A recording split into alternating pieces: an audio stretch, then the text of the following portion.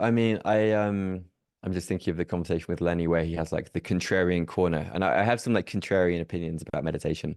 Right. Um, I I love meditation. I've spent probably hundreds, maybe even thousands of hours meditating myself. Right. But if your goal is to reduce stress and to calm down, I don't think that meditation is the best approach. Okay. Um, it tends to be, and there've even been some studies to show this, that meditation can even be, destabilizing.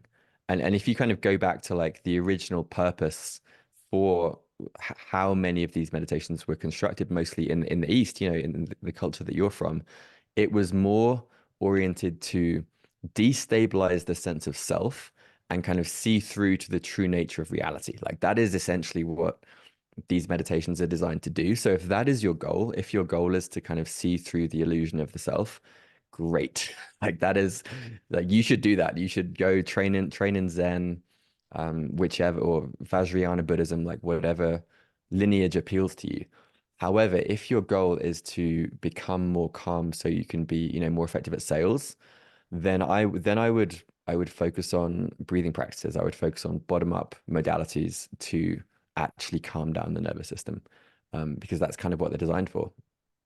So that's kind of my sense. It really depends on what someone's goal is. There's also meditations like metta for cultivating loving kindness, which is a beautiful thing to practice, and maybe that increases your sense of empathy and connection to other people, in which case that's great. Um, but yeah, the way that meditation and mindfulness is typically marketed to a lot of people in the West is as this tool to calm down. And I don't think it's especially effective for that.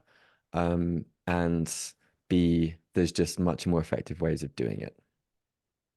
And All right. one more thing I'd maybe add to that. You mentioned Vipassana, which is the technique itself is to kind of scan the awareness through the body, different points like over and over again. And that is fantastic for building what's known as interoception, which is this your kind of somatic bodily awareness, which is a really helpful thing to cultivate. And there's a lot of benefits, included things like better decision making.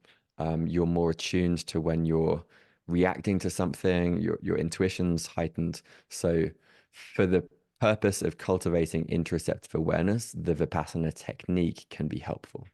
But again, I don't think that's why most people would practice it.